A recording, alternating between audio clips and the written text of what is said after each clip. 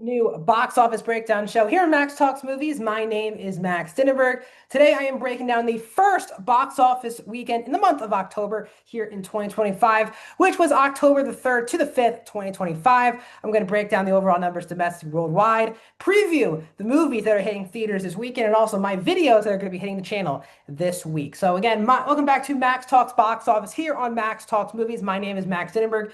If you're new to the channel, guys, please hit that subscribe button and ring that bell to notify when my new videos drop here on the channel. I do this type of video every single Monday. I do movie franchise rankings, which I'm doing later in the week. I do TV show reviews, movie reviews, all of those things. So please subscribe, ring the bell if you're new. Comment down below. What are your thoughts on this weekend's box office, the positives, the negatives? Love to hear your thoughts. What did you see this past weekend in theaters? What are you going to see this upcoming week in theaters? Love to hear your thoughts down in the comments section. Love to hear why you go see certain movies, why you don't go see others. Love to add to the conversation. And also, guys, please hit that thumbs up button. So without further ado, guys, let's get into the past weekend's box office domestically, which was the 3rd to the 5th, 2025. And in first place this weekend was the Taylor Swift album release party movie that opened to $34 million. Now, this is a Taylor Swift movie that is very different than the Eras Tour movie that came out in 2023. Now, that Taylor Swift Eras Tour movie, which came out again 2 years ago in October, opened at $93 million.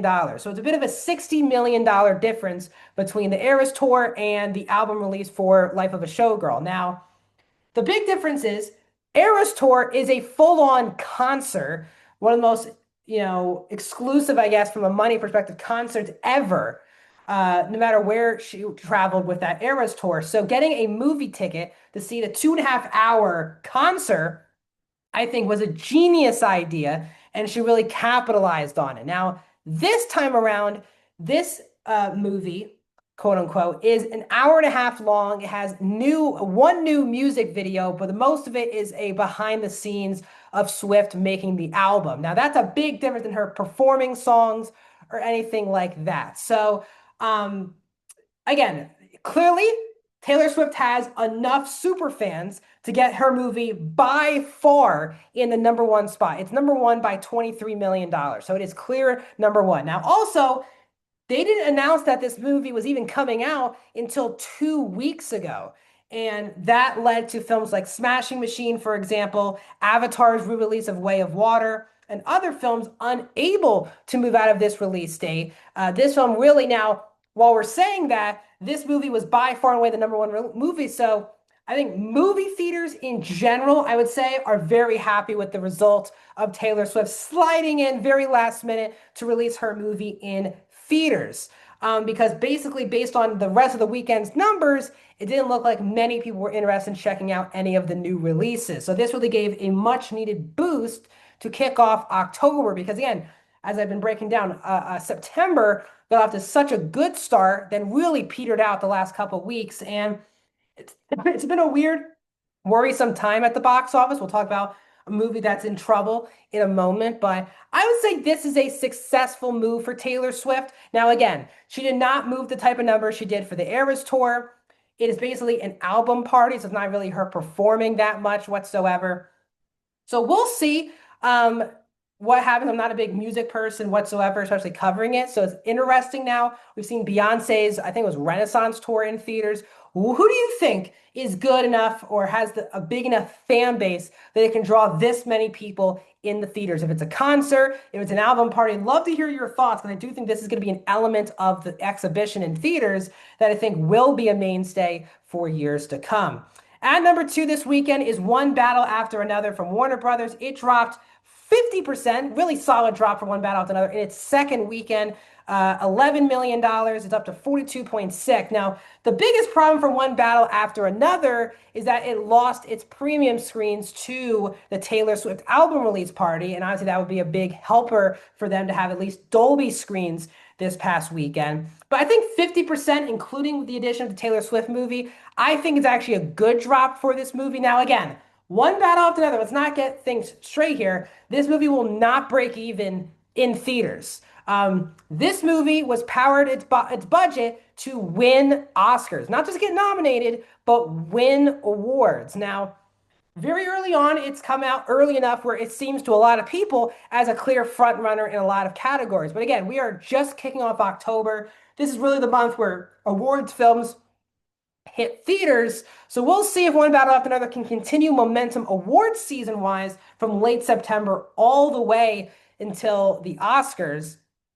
Time will tell, but this, again, it's a good drop. But again, people are acting like One Battle Another is an amazing success in theaters. It's not. This movie is a near $130 million budget. And while yes, it's already crossed 100 million worldwide, that's still nowhere near breaking even for this movie. So again, it's a money loser for them in theaters. But again, what Warner Brothers wants is Oscar nominations and more importantly, Oscar wins, and they'll feel like it was worth spending the money on this film. In third place is from A24, The Smashing Machine. The big headline of movie news this past weekend is that it opened to $6 million, the lowest opening ever for a movie starring Dwayne Johnson.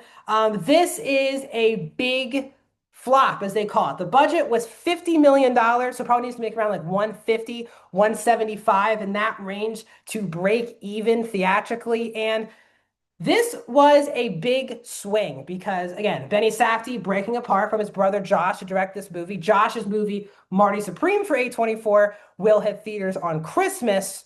But also Dwayne Johnson, who's been one of the most popular, still is one of the most famous celebrities in the world, has been one of the leaders in blockbuster filmmaking over the last 10 years, starring in so many big blockbusters, so many big franchises. And The Rock chose to pivot and go down the route of, people like to call it art house, but an awards like film in Smashing Machine, where he's playing a true life person. $6 million is really bad because, again, The Rock has garnered such huge box office success. And I think the goal for A24 was, we believe in the project because even if this movie doesn't open to like, $40 million, The Rock's fan base would even be there to open. But it looks like The Rock's fan base is not as big. It feels like he has lost a lot of faith in the audience. Um, Obviously, he tried to take over basically DC a couple years ago with Black Adam, trying to forcefully bring Henry Cavill back into the DC universe and kind of control things when DC was looking for a new studio head. Once that became James Gunn, all hope for him at DC was over. He had a big fight with Vin Diesel, which led him to miss a couple Fast and Furious movies. He's obviously back in the last post-credit scene, but that franchise is now up in the air if they'll get another film. He's been a part of a lot of weird, interesting things over the last couple years. He's bringing Moana to live action next year. So The Rock has definitely lost a lot of faith in the audience from a movie perspective. Now, also, they thought that this was a MMA UFC-like movie. They would get those type of people in there. But this is definitely an our house indie film more than a regular macho UFC fighting movie. And shockingly, this movie is a lot of the male dominated the metrics here. And that's why they also casted Emily Blunt, was to bring in a lot more female audiences to this movie. That didn't end up happening. So this is a failure across the board. Now, again, if this movie garners Dwayne Johnson an Oscar nomination, I don't think A24 is going to mind the failure. Now, it's definitely a money failure from a box office. Again, this movie's trying to get Oscar nominations. But again, the critic scores are not super strong. The audience scores are not very good for this movie. That didn't help either. So we will see if this box office, these bad headlines, cost Dwayne Johnson an Oscar nomination. Seems like a slam dunk about a week ago. And as someone who's seen the movie, it feels like a slam dunk nomination, worthy nomination, but a lot of bad headlines lately. We will see if this box office result really hurts Dwayne Johnson's Oscar hopes, because it seems like he's like the main only hope for this movie to be a focal point in awards season. And this is definitely a step back for Benny Safdie as well, because Good Time indie movie did very well. Uncut Gems is one of the most successful independent movies of all time. And obviously, he went on to star in Oppenheimer. He's been on a roll. He was even a part of Happy Gilmore 2, which, again, don't like the quality of that movie, was a major success for Netflix. But again, first time we're seeing the Safdie brothers split apart. And that could also cost Smashing Machine from awards hopes, is that the other Safdie movie, Josh Safdie's Marty Supreme on Christmas, If that movie's good and Timothée Chalamet's good, A24, who again is not a big studio, they don't have a limited amounts of money for awards campaign. If Marty Supreme does well, is a good movie, is good enough for multiple Oscar nominations, that will really hurt Smashing Machine as well. So the battle of the Safdie brothers are technically underway, and I think even Marty Supreme, 2 months out, has a huge advantage on the Smashing Machine. In fourth place this weekend is Gabby's Dollhouse from Universal. It dropped 61% in its second weekend, 5.3 million, 21.7. Looks like everyone who wanted to go see this movie in theaters did on opening weekend. Universal is the quickest of the studios to get their movies from theaters to PVOD, so expect this movie to be on PVOD in the next week or two. And wrapping up the top five this past weekend is The Conjuring: The Last Rites. In its fifth weekend, it dropped 39%, 4.1 million, 167 million domestic, 450 worldwide. Very successful movie. And after 5 weekends in theaters, Conjuring: Last Rites will be available on digital on Tuesday, October 7th, which is tomorrow as I'm filming this. So Conjuring 4, very successful for Warner Brothers as they're having an amazing 2025. Looking now at the overall numbers now, domestically, let's get to that here. Domestically, you can see that on the top of the head here. Minecraft at 1, Lilo and Stitch at 2, Superman at 3, Jurassic World Rebirth at 4, Sinners at 5, Fantastic Four: First Steps at 6, How to Train Your Dragon at 7, Captain America: Brave New World at 8, Mission Impossible: Final Reckoning at 9, and Thunderbolts is at 10. Again, 15 movies this year have made $100 million domestically. Looking at the overall worldwide numbers, also right above my head, Lilo and Stitch, only billion-dollar movie this year, is at number 2. Minecraft at 3, Jurassic World Rebirth at 4, Demon Slayer at 6, F1 the movie at 7, Superman at 8, Mission Impossible: Final Reckoning at 9, Fantastic Four: First Steps is at 10. Again, Conjuring: Last Rites, by the way, is at 458 currently worldwide. That is 11th best, but it will definitely not be able to catch up to Fantastic Four's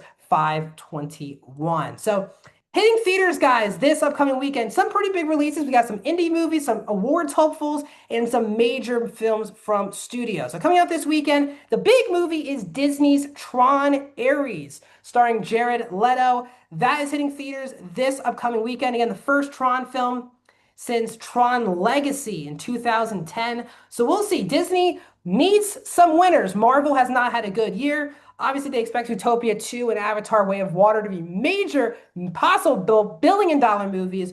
Can Tron be a sneaky surprise for Disney? We will see. Roofman is also hitting wide release this weekend. This is a new film starring Channing Tatum and Kirsten Dunst, from the director of Place Beyond the Pines and Blue Valentine. That movie is also hitting theaters this weekend. 2 awards hopeful films are in limited release this weekend.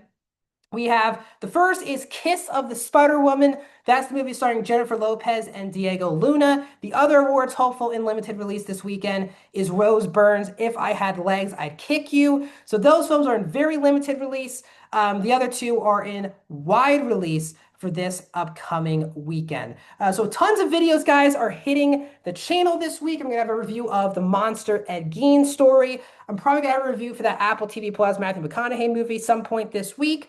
Also, I'm going to have reviews and out-of-theater reactions for Tron Ares and Roofman this week. And then I think my plan is for Saturday to have my ranking video of all of the Tron films. So also stay tuned for those videos and back here on Monday for another box office breakdown show.